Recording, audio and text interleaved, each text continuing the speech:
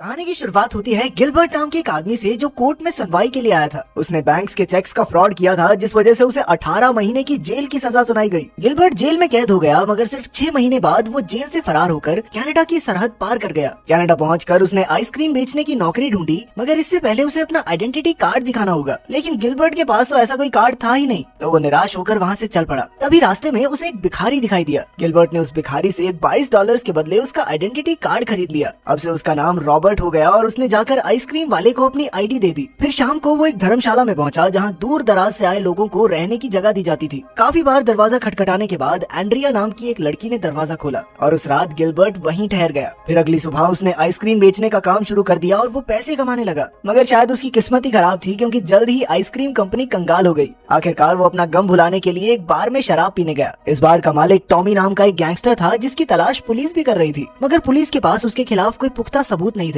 इसीलिए वो उसे गिरफ्तार नहीं कर पा रहे थे। खैर, बार से निकलते हुए गिलबर्ट सिंडस नाम के एक पुलिस वाले से टकरा गया। सिंडस यहाँ टॉमी की जासूसी करने आया था। उधर गिलबर्ट ने घर लौटकर एंड्रिया को डेट के लिए पूछा। जल्द ही उनके बीच में प्यार पनपने लगा और फिर वो साथ ही रहने लगे। एक दिन जब वो घर लौटा तो उसने अखबार में पढ़ा कि अमेरिकी सरकार उसे ढूंढने के लिए जोरों शोरों से कोशिश कर रही है। गिलबर्ट थोड़ा घबरा गया और उसने एंड्रिया को सब कुछ सच बताने का फैसला किया। उधर एंड्रिया वॉशरूम में थी और अचानक उसका चेहरा खिल उठा। असल में वो गिलबर्ट के बच्चे की माँ बनने वाली थी। उसने बाहर जाकर गिलबर्ट को एक खुशखबरी देनी चाहिए, मगर उससे पहले ही गिलबर्ट ने कह दिया कि वो बिजनेस के सिलसिले में कुछ दिनों के लिए बाहर जा रहा है। जल्द ही गिलबर्ट पुलिस को धोखा देने के लिए वैंकूवर पहुंच गया। वहां उसने फिर से नौकरी की तलाश शुरू कर दी, मगर कोई भी उसे नौकरी देने को तैयार ही नहीं था। अभी अचानक सड़क पर उसने 2 आदमियों को एक ट्रक में से पैसे निकालकर बैंक में ले जाते देखा। यहाँ से उसके दिमाग की बत्ती जली और जल्द ही उसे एंड्रिया के प्रेग्नेंट होने की खबर भी मिली। लेकिन इससे उसका इरादा और पक्का हो गया। अब गिलबर्ट तुरंत बैंक में घुस आया और उसने चारों ओर नजर दौड़ाकर हर चीज को ध्यान से देखा। इसके बाद वो एक दुकान में घुसा और खुद को एक्टर बताकर कुछ भेस बदलने के कपड़े खरीदने लगा। कुछ ही देर में वो सिक्योरिटी गार्ड का भेस बनाकर बैंक में घुस आया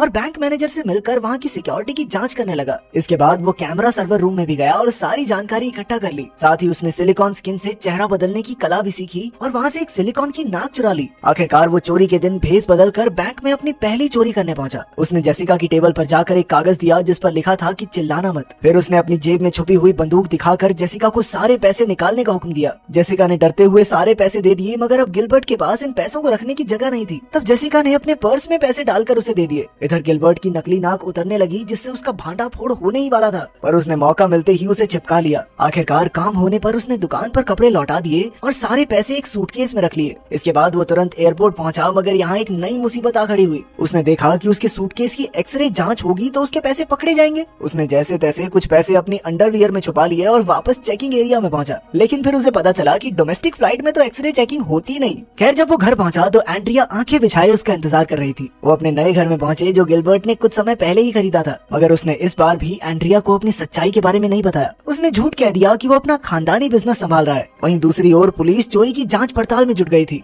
डिटेक्टिव हॉफमैन को लग रहा था कि इस चोरी के पीछे गैंगस्टर टॉमी का हाथ है। फिर सिंडस ने पुलिस कमांडर से टॉमी को गिरफ्तार करने की इजाजत मांगी, मगर अब भी उनके पास कोई ठोस सबूत नहीं थे, इसीलिए सिंडस को खुद ही जांच पड़ताल करके सच का पता लगाना होगा। उधर गिलबर्ट को और बड़ी चोरियां करने के लिए और पैसों की जरूरत थी, इसीलिए वो टॉमी के बार में उससे मिलने पहुंचा। उसने सामने मौजूद बैंक की ओर इशारा करते हुए कहा कि वो 3 मिनट के अंदर बैंक में चोरी करके आ सकता है। अगर वो ये करने में कामयाब रहा तो टॉमी उसे $10,000 का लोन देगा, जिसे गिलबर्ट को 5 महीने में चुकाना होगा। टॉमी राजी हो गया और फिर गिलबर्ट उस बैंक के सामने पहुंचा। कुछ ही पलों में वो वर्कर का भेस बनाकर बैंक में घुस गया और महज 3 मिनट बाद वो पैसे लेकर बार के पिछले दरवाजे से अंदर घुसा। उसे देखकर टॉमी के तो होश ही उड़ गए थे। धीरे धीरे वो इसी तरह भेस बदलकर बड़ी बड़ी चोरियां करने लगा। चोरी के बाद वो हमेशा डोमेस्टिक फ्लाइट से दूसरे शहर भाग जाता था ताकि वो पकड़ा न जाए। इसी वजह से गिलबर्ट फ्लाइंग बैंडिट के नाम से मशहूर हो गया। अब तक वो लगभग 36 बैंक लूट चुका था और जल्द ही वो इतना अमीर हो गया कि उसने कई सारी महंगी गाड़ियां और घड़ियां खरीद ली। इसके अलावा वो बाकी के पैसे अपनी तिजोरी में संभाल कर रखता था। जल्द ही वो अमीरों के साथ उठने बैठने लगा। जब उसने टॉमी का कर्ज उतार दिया तो टॉमी ने उसे ज्वेलरी स्टोर को लूटने का ऑफर दिया। वहीं दूसरी ओर सिंडस अब भी हाथ धोकर टॉमी को पकड़ने की कोशिश में लगा हुआ था।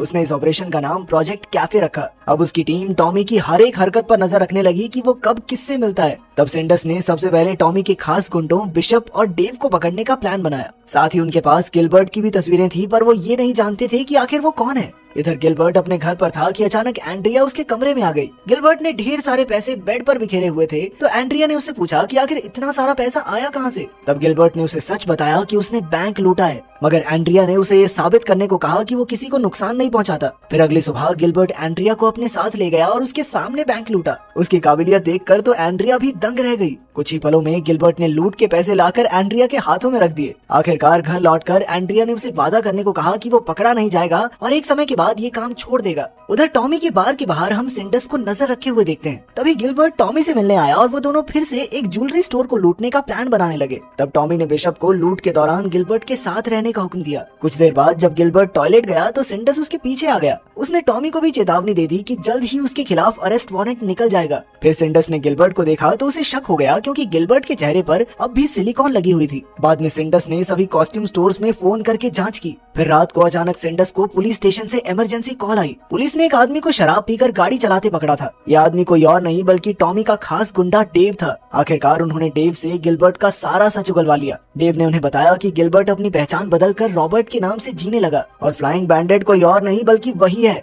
फिर डेव ने खुलासा किया कि गिलबर्ट एक बहुत बड़ी लूट की तैयारी कर रहा है। ये जानकारी पाकर सिंडस तुरंत लूट की लोकेशन पर पहुंच गया। अब वो इस केस को सुलझाने के लिए बेहद उत्सुक था। सबसे पहले सिंडस ने उस दुकानदार से पूछताछ की जहां से गिलबर्ट भेस बदलने के लिए कपड़े खरीदता था। फिर उसने लोकल पुलिस को भी खबर कर दी कि आज शहर में चोरी होने वाली है। जल्द ही उसने शहर के सभी बैंक्स के बाहर पुलिस वाले तैनात कर दिए। वहीं दूसरी ओर गिलबर्ट और बिशप कैमरा ठीक करने वालों का भेस बनाकर अपने काम में जुट गए थे और उन्हें एहसास ही नहीं हुआ कि कई पुलिस वाले उन पर नजर रखे हुए हैं। जल्द ही गिलबर्ट ने ज्वेलरी स्टोर में जाकर दुकानदार से सारे जेवरात एक बैग में डालने को कहा। वहीं बिशप दरवाजे पर नजर रखे हुए था कि अचानक उसने सिंडस को आते हुए देखा। अब वो तुरंत वहां से भाग निकले और जैसे तैसे पुलिस की नजरों से बच गए। मगर बदकिस्मती से बिशप का हथियार दुकान में ही छूट गया था। इधर पुलिस अब भी उनका पीछा कर रही थी, लेकिन उन्होंने जो यूनिफॉर्म पहनी थी वो कई दूसरे लोगों ने भी पहनी हुई थी, जिस वजह से पुलिस असली चोरों को पहचान नहीं पाई। मगर सिंडस भी कम चालाक नहीं था। उसने अचानक फायर अलार्म बजा दिया जिससे मॉल के सभी लोग घबराकर भाग गए। तभी उसने गिलबर्ट और बिशप को पहचान लिया और अपने आदमियों को उनके पीछे भेजा।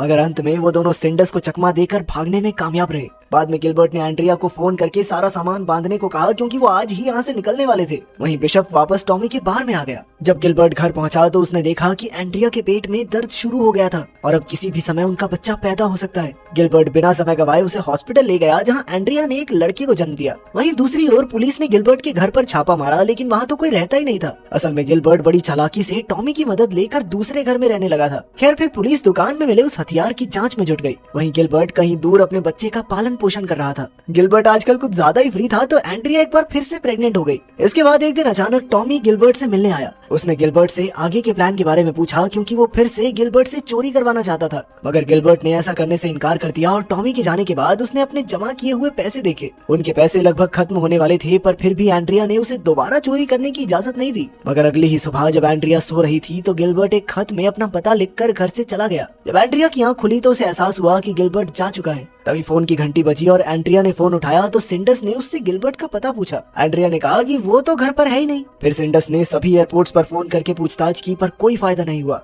फिर इत्तेफाक से उसने अखबार में एक और एयरलाइंस की एड देखी जो उनकी नजर से छूट गई थी। अब उनकी टीम तुरंत उस एयरलाइन की फ्लाइट की जांच में जुट गई। उधर गिलबर्ट एक होटल रूम में अपने प्लान की तैयारी कर रहा था कि अचानक उसे एंड्रिया का फोन आ गया। गिलबर्ट ने एक बार फिर झूठ कह दिया और एंड्रिया को 5 बजे एयरपोर्ट पर आने को कहा। इसके बाद उसने पहले की तरह भेस बदलकर बैंक लूटा और अपना बैग भरकर बाहर आ गया। फिर उसने देखा कि उसके जैसे कपड़े पहने कई लोग बैंक में मौजूद थे। इस वजह से पुलिस वालों ने किसी और को ही गिरफ्तार कर लिया और गिलबर्ट मौके का फायदा उठाकर बाहर आ गया। उसने टैक्सी को आवाज दी मगर वहाँ कोई टैक्सी थी ही नहीं। असल में पुलिस ने सभी टैक्सीज को दूसरे इलाके में भेज दिया था। तभी गिलबर्ट की नजर एक ऑन सेल कार पर पड़ी और वो गाड़ी खरीद कर निकल पड़ा। जल्द ही सिंडस ने बैंक में पहुंचकर सबको गिलबर्ट की तस्वीर दिखाई। तभी पुलिस वाले ने कहा कि उसने गिलबर्ट को गाड़ी में भागते हुए देखा था। उधर गिलबर्ट एयरपोर्ट पर चेकिंग करवा के आगे बढ़ गया, मगर तब तक एयरपोर्ट पर गिलबर्ट के फरार होने की खबर पहुंच चुकी थी। एयरपोर्ट वालों ने तुरंत सिंडस को खबर कर दी और सिंडस ने उन्हें गिलबर्ट की फ्लाइट को रोकने को कहा, पर हॉफमैन ने कहा कि इससे बढ़िया ये है कि वो फ्लाइट लैंड होते ही उसे पकड़ ले। इसके बाद वो दोनों हेलीकॉप्टर से गिलबर्ट का पीछा करने लगे।